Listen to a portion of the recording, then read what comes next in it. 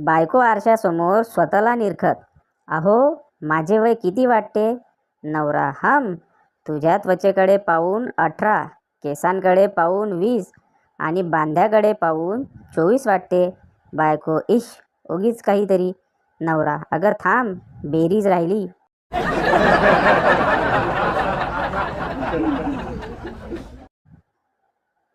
तिच्या प्रेमात झालो होतो मी पूर्ण वेळा.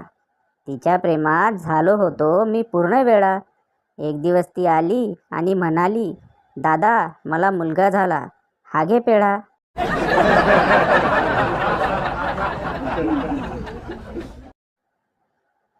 प्रेमाने बघाल तर कचरा पण सुंदर दिसेल, फक्त नजर डुकराची पाहिजे.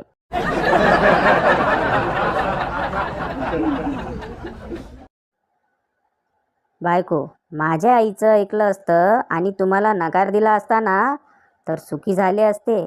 नवरा, काय सांगतेस? तुझ्या आईचा विरोध होता आपल्या लग्नाला? बायको, हो. नवरा, अरे देवा, आणि त्या माऊलीला मी वाईट समजत होतो.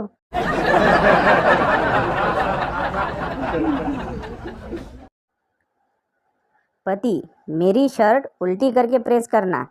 पत्नी, ठीक है. पति ने 10 मिनट बाद पूछा, मेरी शर्ट प्रेस हो गई? पत्नी, नहीं. पति, क्यों? पत्नी, उल्टी नहीं आ रही है.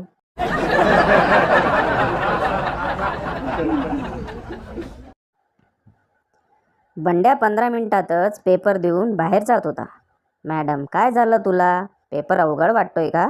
बंड्या, ज्याच्या भरोशावर आलो तोच मला उत्तर दाखव म्हणतोय. मॅडम जागेवर कोसळून पडली.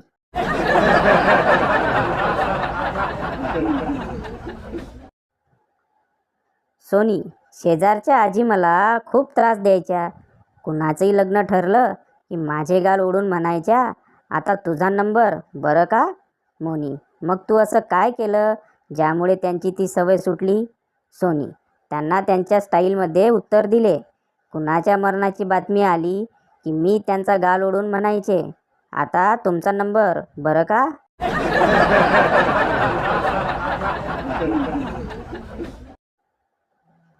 एकदा नवरा बायको डिस्कवरी बघत असतात. चॅनेलवर म्हैस दिसते. नवरा बायकोला, ती बघ तुझी नातेवाईक. बायको, अय्या सासूबाई.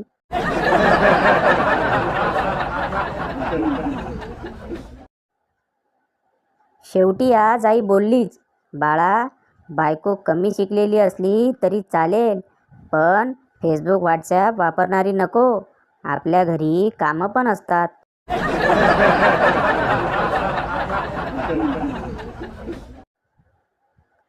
बायकोचा संशय दूर करण्यासाठी बंडूने दाढी वाढवली.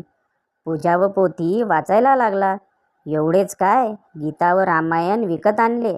सगळे व्यसने सोडून देवदेव करायला लागला. आता बायको आपल्या नवऱ्याबद्दल मैत्रिणींना सांगते, हा नालायक माणूस आता स्वर्गातल्या अप्सरांच्या मागे लागलाय.